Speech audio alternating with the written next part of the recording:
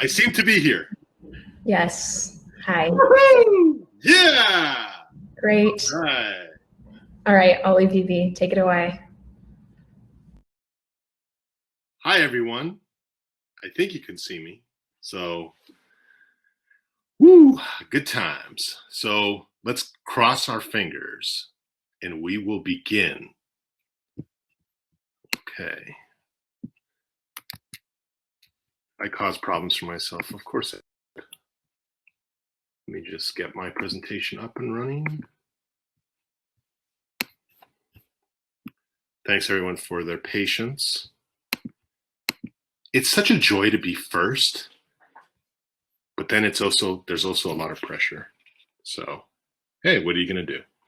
They've asked me to record this as well. So let me just get that going. We'll press record. Perfect. Awesome. So let's share a screen. Hopefully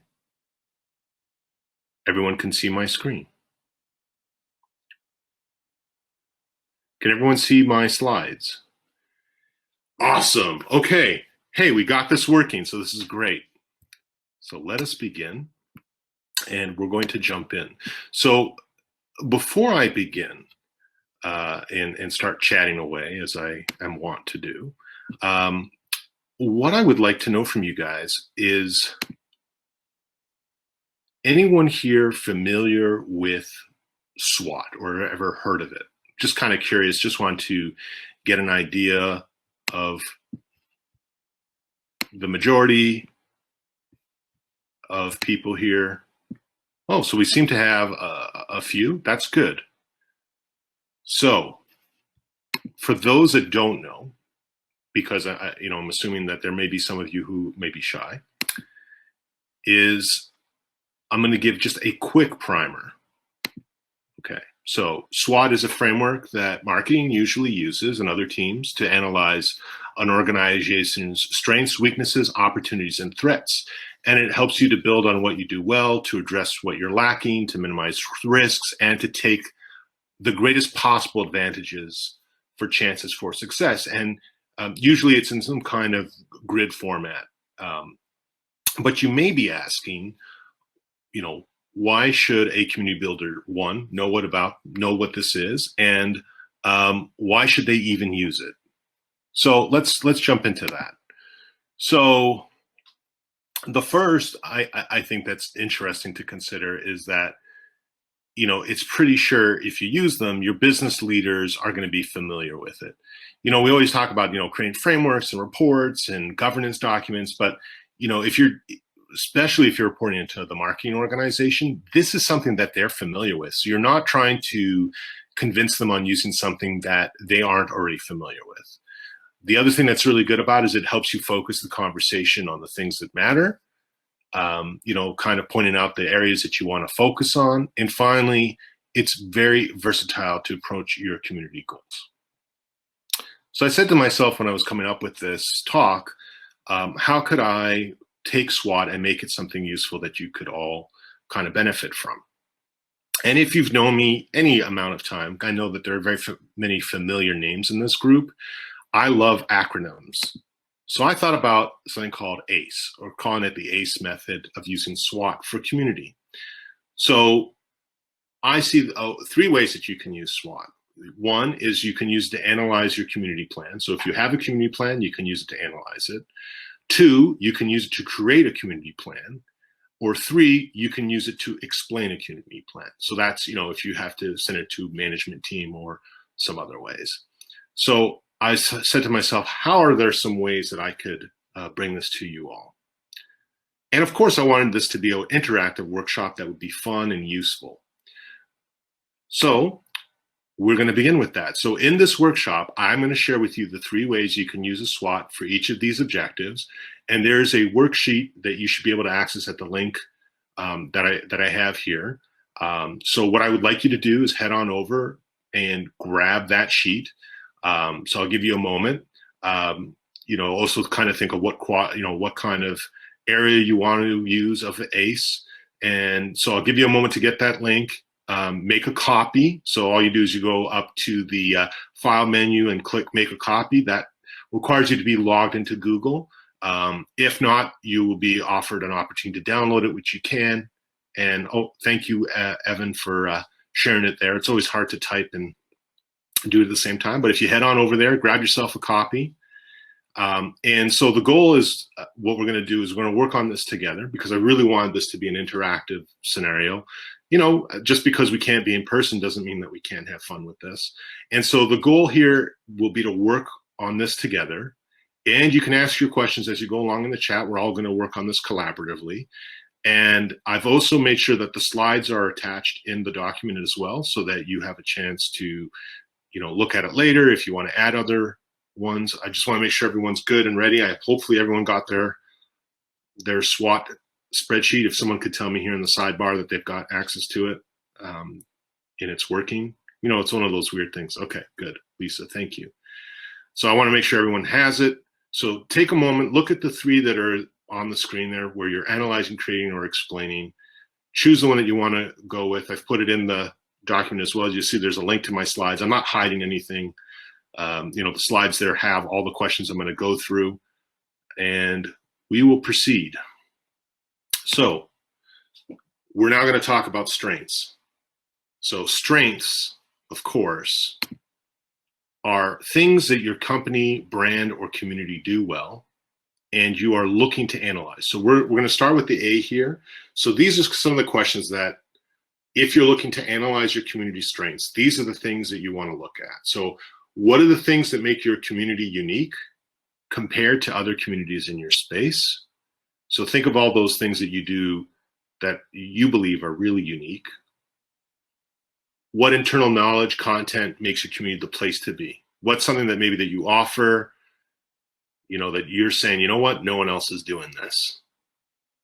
And I also like to have and analyze, you know, some metrics or some thoughts of things that you can, you know, you've had a positive impact, like the strengths in the sense of things that your community is having an actual impact on.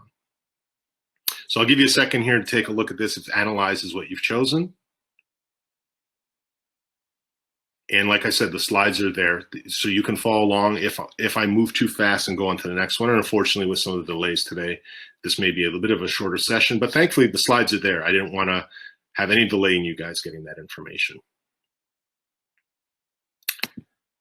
Now, if you've chosen to create a community plan, which is the C, there are three things that we can look at. So what are the resources or collateral you currently have that you can leverage in a community? So think about, you know, some of the things that are very unique that maybe aren't necessarily in your community today, but you could, you know, rely on to help you build it, right? Because the sense of the creation would be, you don't have your community yet, but there are things that you can think about that you can go assets. Maybe there's, you know, a program, maybe you have a very active Facebook group and you want to bring it into a new platform, or, you know, maybe there's an internal resource that's very helpful that you can consider. You know, what are things that your company is known for that they do really well that it would be really interesting to translate into the community space? And then finally, how can you leverage any of your community channels to drive awareness and adoption of the community by your audience? Are there any questions so far on the create portion? Give yourselves a chance to think about those things that you could do. You know, it's too bad there's not a polling feature. It'd be interesting to know where you folks are in terms of analyze, creating, or explaining. But we'll jump into the explaining portion. So for the explanation point, here are the three things that you can consider. You know, the first being, how do you feel that your customers, how do your customers feel about the community, right? Focusing on the positive, right? Because these are the strengths.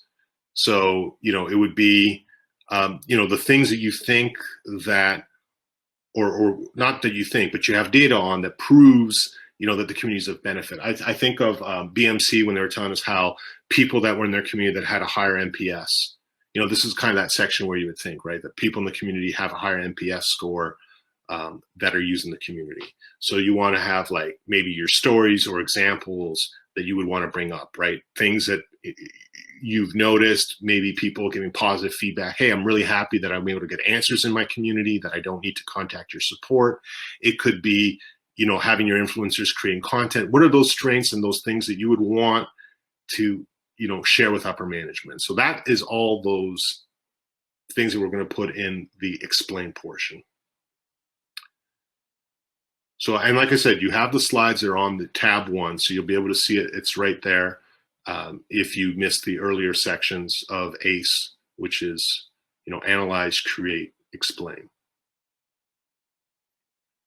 So hopefully you're with me so far. We're going to now jump to weaknesses. So from a weakness point of view, these are the things you need to get help on or challenges that you need to overcome. And remember, in general, weaknesses should be stuff that's under your control, in the sense of not your specific control, but maybe under the control of your company. We're going to get into that a little bit later on with another way to look at SWOT. But for now, when you're thinking of these weaknesses, I want you to think about things that kind of impede you from doing your best work.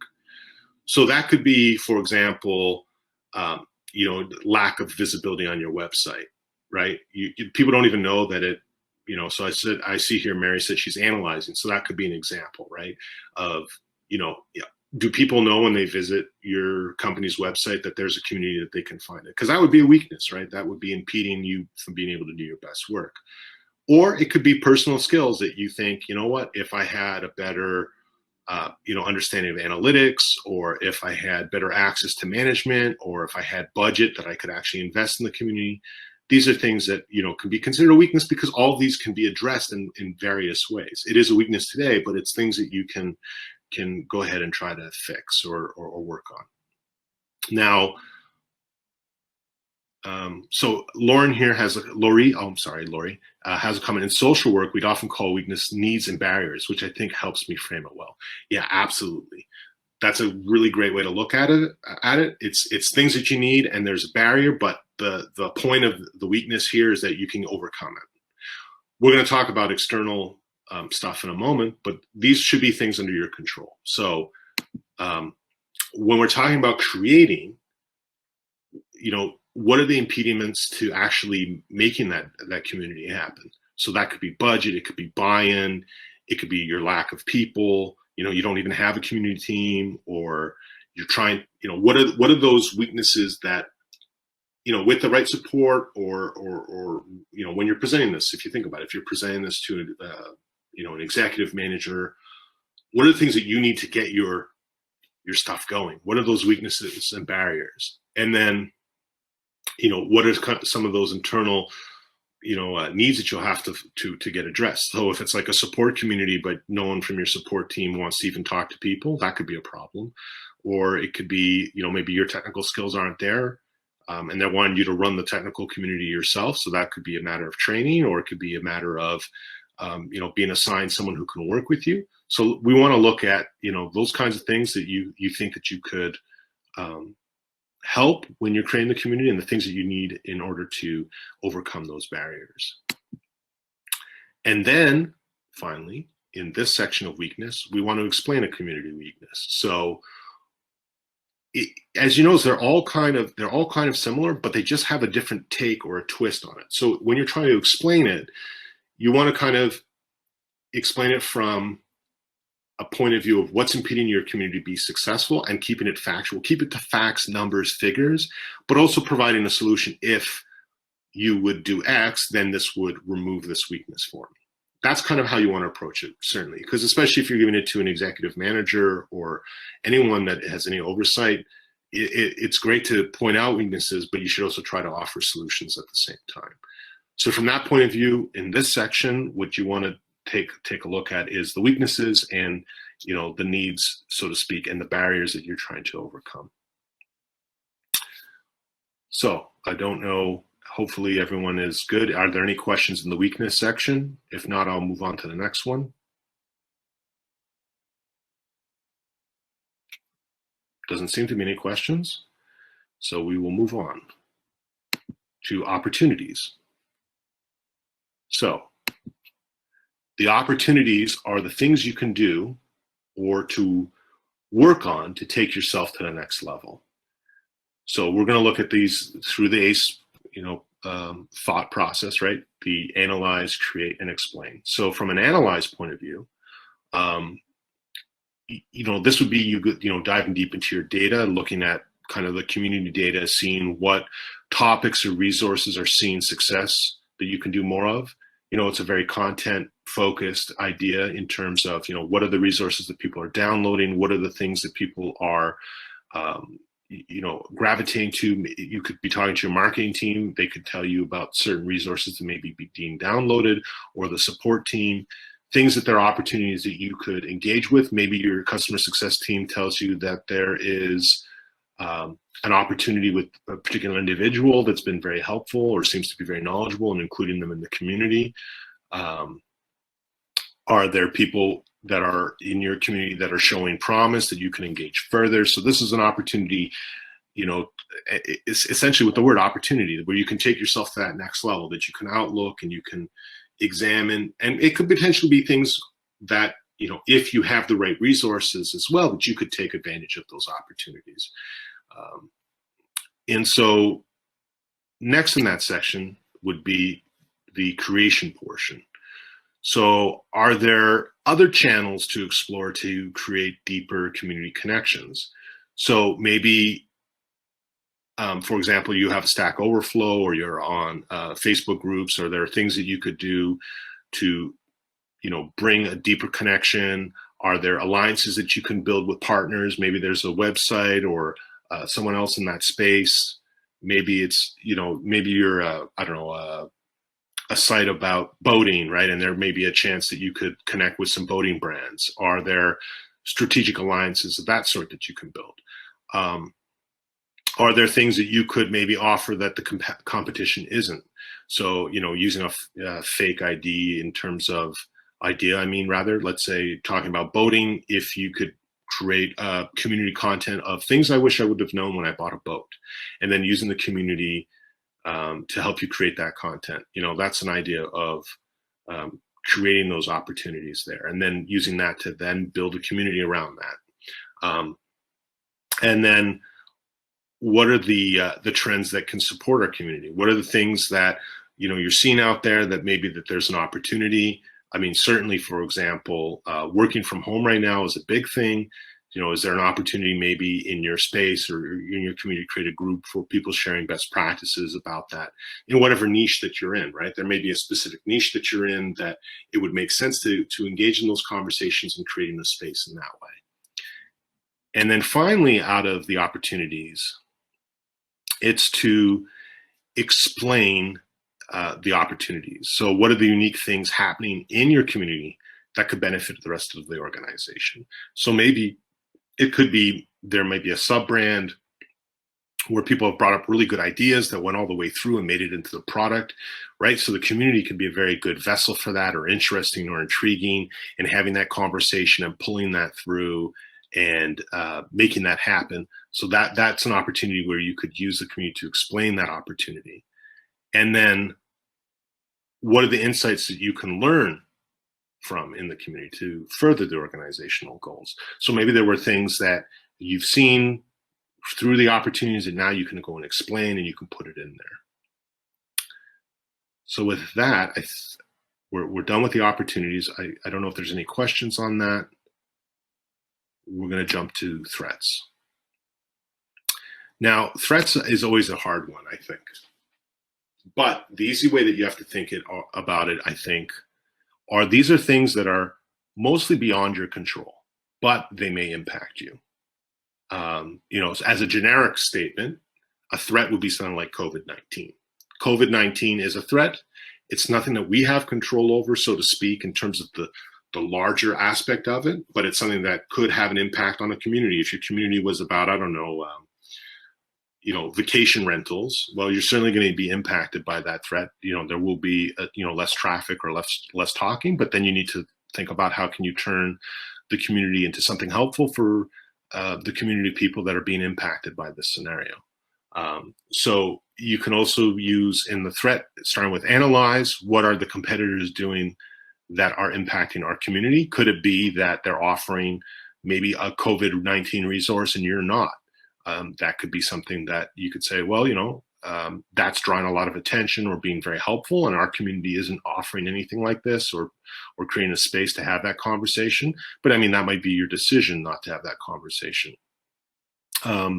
Is there maybe a poor experience or service that could be impacting the community? Is, in some ways there may be something beyond your control, but hopefully that's something that can be controlled, is that people are having a really bad experience or time with your product. And then you could, address that as this is a threat that could impact the community, where people may be having a really great time in your community, but the product is letting you down. And then are there global trends, which are causing issues for the community? So like I said, this could be COVID-19 or maybe some other scenarios, right? That could be a threat that could destabilize people wanting maybe to spend time in your community. So, it's a good thing to consider. And then in terms of creating, so this is not to create a community threat so much to think about, if you create a community, what are some of those threats that could be? So is it, or maybe you're aware that competitors could be launching something similar, right? So that could be a challenge if you are, starting a community at the same time as your competitors. That could certainly run into issues and concerns and problems. Are there risks from product performance that could have an impact? So, are there maybe things that you're seeing maybe in the beta programs or something that's coming out that, could have an impact that makes it harder for you to get people passionate and excited and engaged about your product to join the community? And are there trends in the wider community that are beyond your control and could be harmful long term? Maybe, for example, they don't like someone on your team, or they don't like the way your brand handled a specific situation out there in the world, which makes it difficult not only to work there, but also to get people to be engaged and excited and want to participate in your community. So those are things that you can say, hey, these are threats that we need to consider. And then finally, in the threat area, in terms of explaining, you could try to, the way I would look at this is kind of the things that maybe a competitor is doing that's targeting you, and can you respond? It could be like they took your idea that you had and then improved upon it, and now it's a threat, right? Because they've taken something and now made it theirs. What are trends that are having a negative impact that maybe corporate can help you with? Maybe it's messaging that's not proper, or maybe it's choices that are not good. Maybe they could put some money behind it to maybe help you. And then finally, are we engaging the community towards potential future threats and competition? So what are we doing to kind of protect ourselves? Now, Piper's asking, what about a purely social community? Is the social aspect the product or something else? So I think, if you're talking about a social community in terms of like a social cause, that is quote unquote the product in that sense. And in terms of the threats and things that can happen, because things can shift very quickly, I would say. Like, for example, if you have a community that's about the environment, right, which we can agree that's, social. If you have a scenario where something is happening that is of negative effect to the community, maybe it's a law that passes or something of this nature, or, if you have a competitor. And when I mean competitor, maybe another group that comes around and does something else as well. That can also be a challenge. So Laurie has a question here. I think all community building has goals. I'd say if you're actively building a community, it's not random or haphazard, and why or how you're building it. Yeah, that's really true, right? You're going to have some construction to it. And I think that's kind of what I'm trying to aim here, is trying to put a bit of a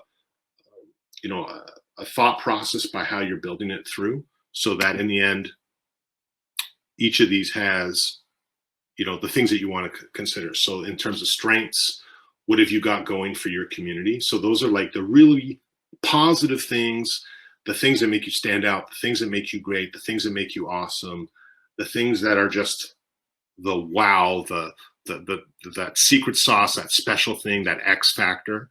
The weakness are the things that you need help and challenges to overcome, right? So these are things that, if in a perfect world, if your executive team or your community could assist you with, or, what are those weaknesses that you've identified that you could go to that next level?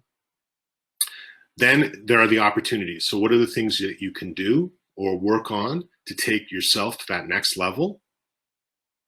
And then threats are the things that sometimes are beyond your control that may have an impact on you. Now, I hope that all of you found it useful and you had a chance to kind of look at the chart and kind of write some stuff out. I'm going to throw now a bit of a curveball at you, which is that second tab that you will see on the sheet. So the 4 elements we covered are all common to SWOT analysis that you'll see. However, as you look at it, these 2 ideas can be really in 2 distinct subgroups, which is internal and external, which I kind of talked about briefly earlier, but you can see it now in the second tab. So in this tab, the strengths and weaknesses are considered internal factors in the sense that if you think about it, you really can control the result or the organizational decisions can have an impact on that. And your team can also have an impact on that. So for example, if one of the weaknesses, long delays between a customer asking a question and getting an answer, is a weakness, but that I think is something that can be improved within your control, which makes it an internal factor. And then similarly, when you consider something like a competitor's having a competing community could be categorized as a threat in a SWOT analysis, but there's very little that you can do about this. So this is why you would mark this as an external factor. And you'll see a lot of the SWOT analysis referred to as internal external analyses. So that's a way that you can look at things as well. And I'm going to kind of leave that as homework unless people wanted to work it through. And I really want to give people the time to ask questions and kind of workshop this through. It's kind of hard to do it virtually. But, you know, I certainly with the time, I kind of sped through this because I want to make sure that everyone can go ahead and get a hold of the other workshops that are here today because of the delay we had when starting. But if anyone has any questions or would like to needs help on any of these sections, now would be a great time to ask in the chat, or if they have any specific questions about the different ones. So maybe I'll pick on Mary if you're still here. Were there any areas that you found difficult of those 3 or 4 areas? Or if anyone has any questions, I'd be happy to take them. I think there's a Q&A panel here as well that you're able to use.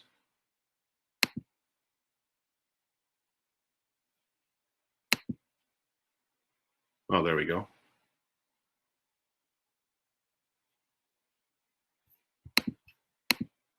People are shy. This is how you can get a hold of me if you maybe don't want to publicly ask questions here, but I'm happily willing to take any questions people have about SWOT analysis and how to do it. I found it really helpful. The reason I found it helpful and why I wanted to present this, because you may say, Adrian, this seems to be very simple and I don't know why people would be asking about this. Well, I'll leave this information up here, but I'll go full screen now. So the thing that I found that's really helpful about SWOT is it's really a great way to find out if you have holes in your thinking.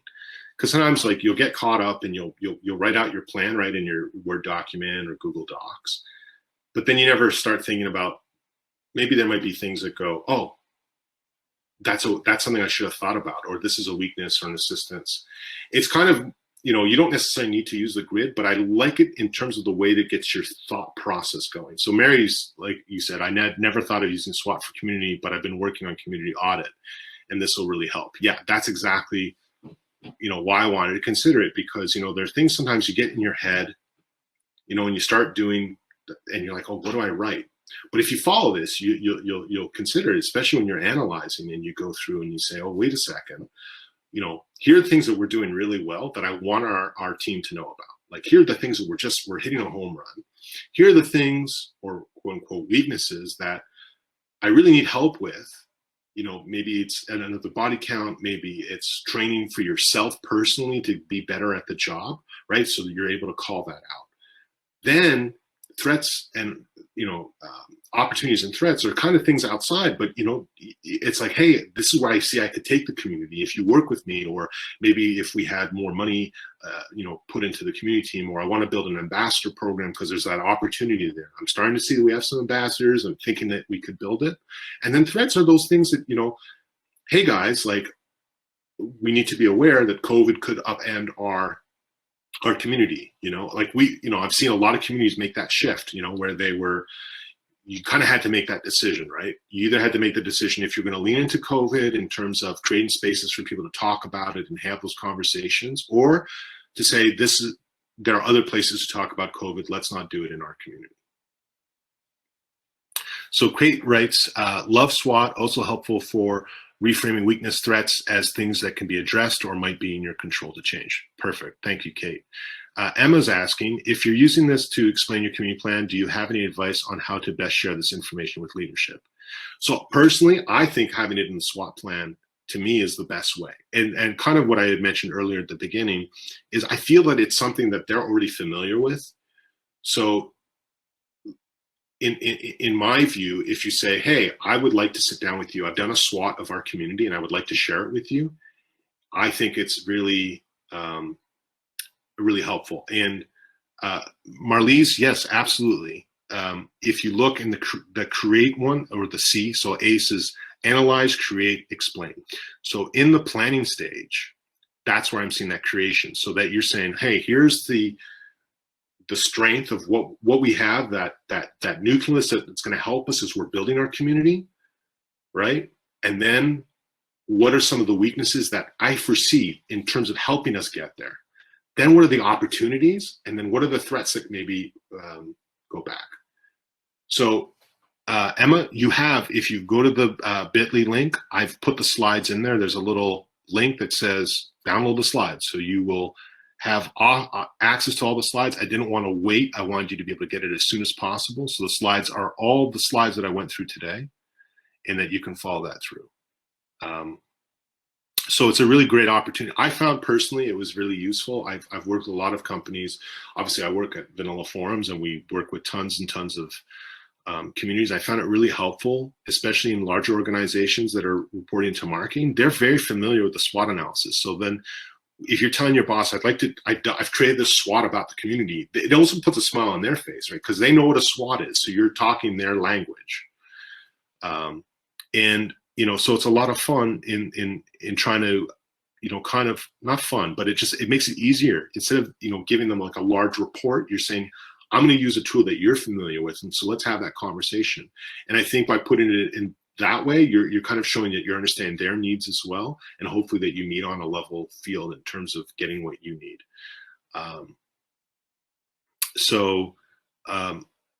Rebecca's question is, I came to this late, so I don't know if you've answered this. Is SWOT something commonly known outside of community? So SWOT is something that's really well known in the marketing departments. So people generally, that's what they end up doing, is they use this when they're building a plan, or they're doing an opportunity, or they're analyzing their own company. It's a lot of different ways that we can do it. Ellen is asking, if you're using a SWOT to analyze your community, how often should you prepare one? I would say it depends on what you're doing. Personally, I'm a big fan of quarterly review, in the sense of I don't know if I would redo it so much as I would have my SWOT and just kind of like, is this still true? Is this still true? Is this still true? No. Yes. However that is. I think it's a really good yearly review thing to do, depending on how you want to go about it. But I think that forcing ourselves, not forcing, that's the wrong word, but scheduling ourselves to take time to reflect on our community is really important. I think sometimes we get so busy and caught up in the day-to-day stuff that it's hard to kind of look and say, okay, what can I be doing better or smarter, or asking for help? I mean, I don't know about you, but generally December is a quieter time for us. So it gives me a chance to do that analysis. So if you have a specific time of year, maybe it's the summer, maybe it's August, or maybe it's December, I think at the very least, if you could do it once a year just to review how you're doing and where you're going, I think that's a great thing to do. And the SWOT can just be a framework to do that analysis. Does anyone else have any questions? I'm happy to answer. I know we got started a bit late, but I wanted to have more time for the conversation than I did about slides, because I think slides people can always read. Kate says, I have also seen it be very successful in higher ed, working with students to teach decision making. Yeah, I think that's very true. I like the fact that it's very organized, and it's one of those things that you know, I'll be honest, I don't have a business degree. I studied history. I went to university, got a history degree, and then you know, as I started working with marketing departments, they was like, "Oh, we got to do a SWOT. We got to do a SWOT." I ended up going into product management.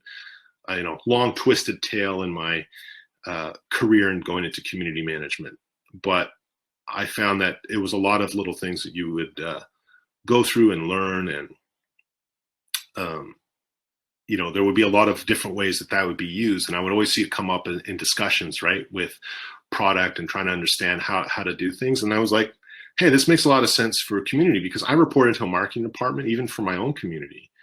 And oh, Raina has a good question here. So if people can help her, I'm certainly able to talk about what are some opportunities you're seeing in your communities.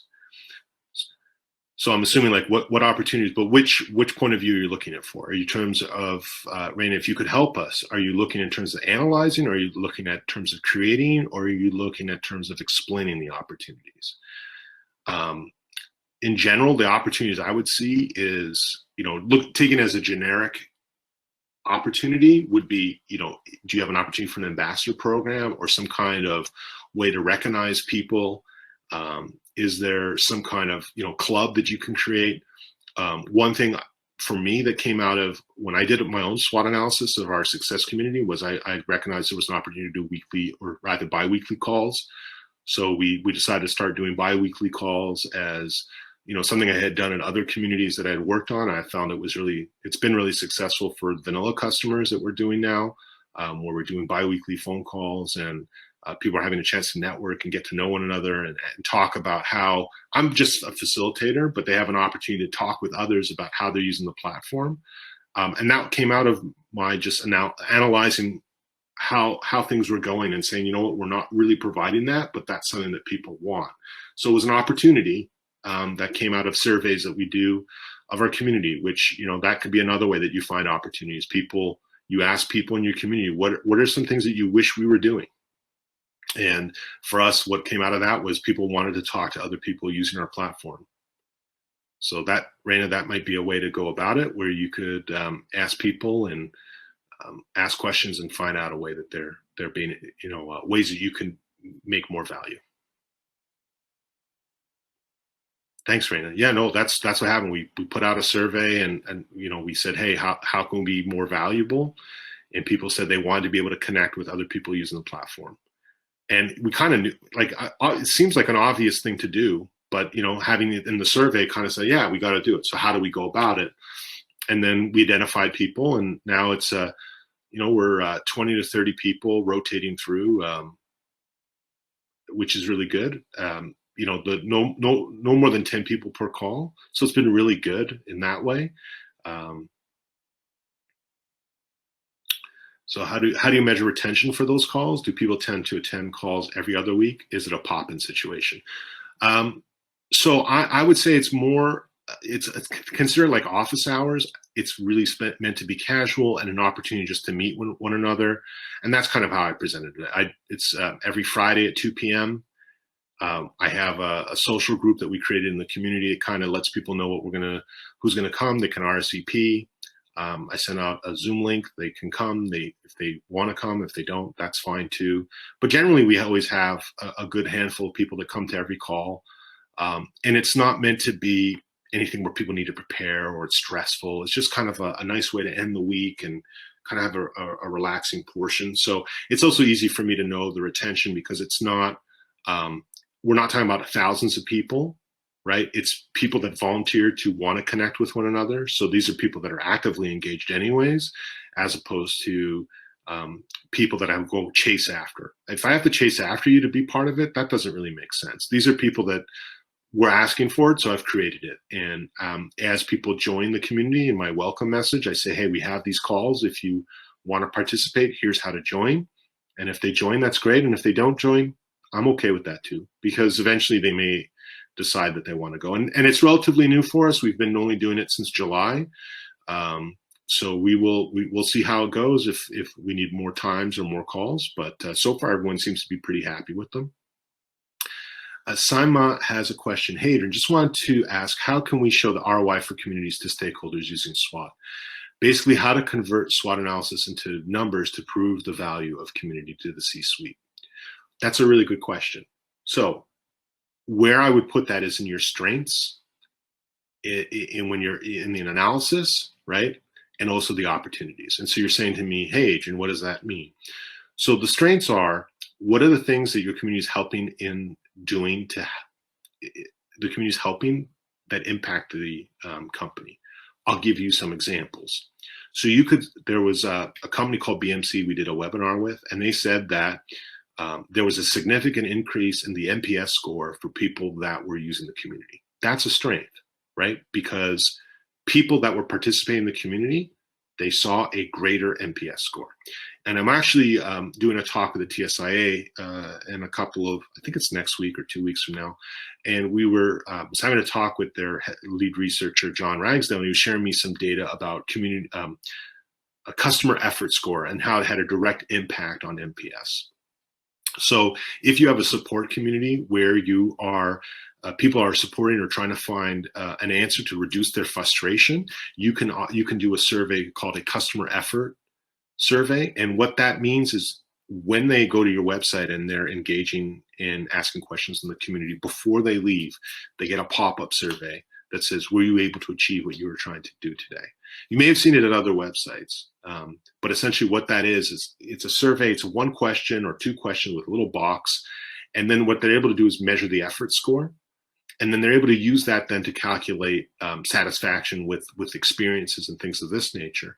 And the CES score has a direct impact on NPS. So those are things that you can also report in terms of ROI, because the return on investment is our community is allowing people to self-serve and be happier by getting their answers right away. And that's something you can directly measure, and it can be a strength. It's something that you're saying, hey, this is something that our community does really well.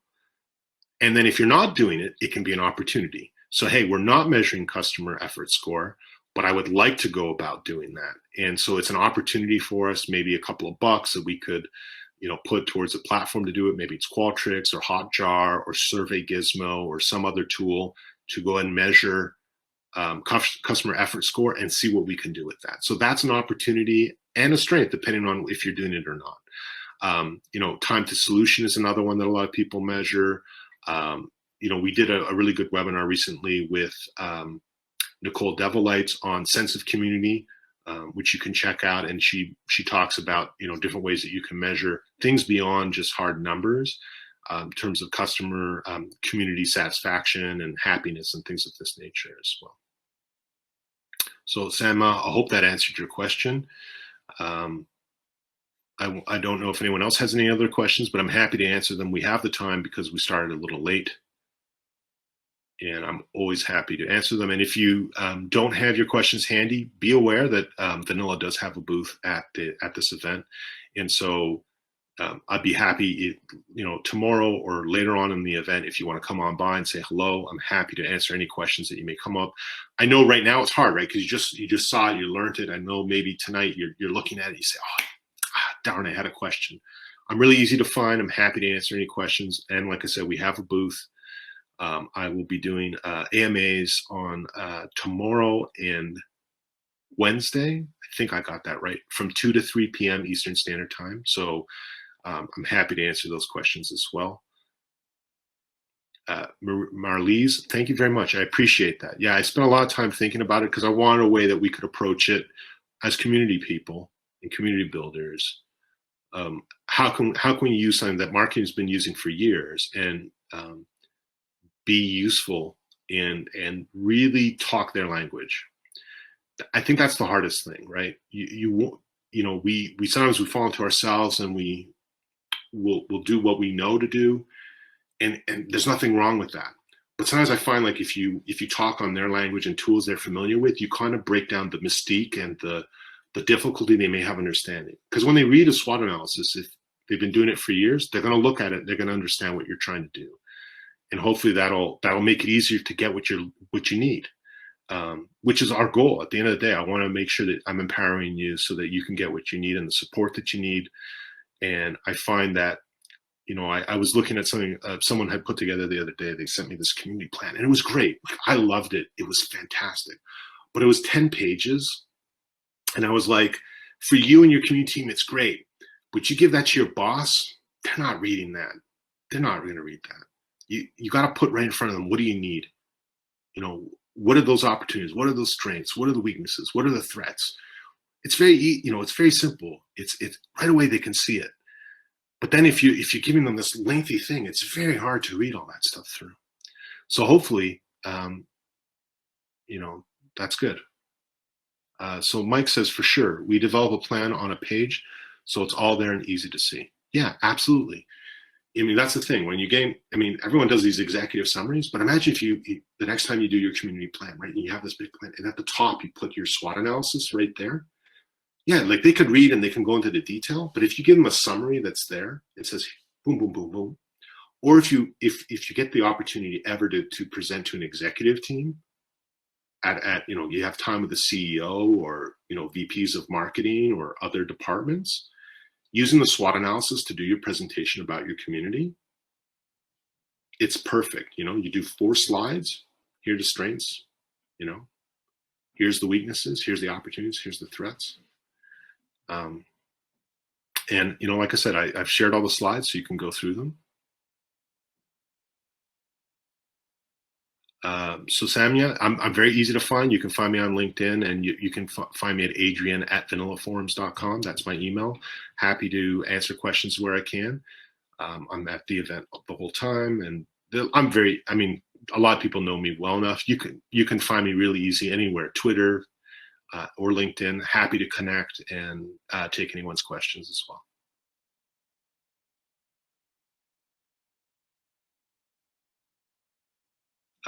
Piper saying she got a 404.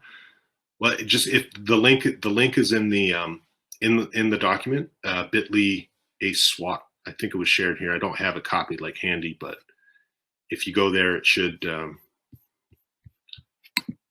able. Let me see if I can grab it. Sorry. Yeah, I think Jonah, did you share it? Good. Yeah, if you go there, I mean, the PDF's there. I don't, you know, like I said, hopefully it's helpful there. Make your copy. I find it really helpful to use.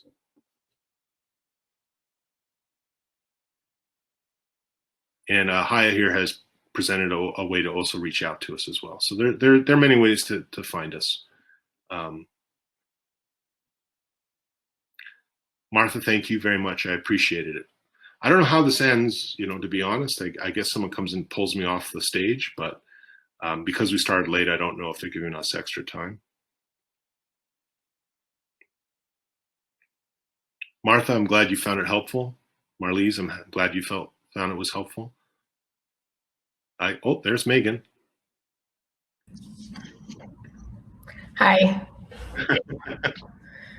All right, so we went a little bit over, but that's obviously to be expected. So I believe we're just going to make the break a little bit shorter, and you guys can do whatever you like right now. So you can just take a break, or you can go to one of our networking stations and see what there is to do there. We also have someone from the Bevy team leading some mindful stretching. So if you just go to the agenda, you can see her page there. Otherwise, thank you so much, Adrian.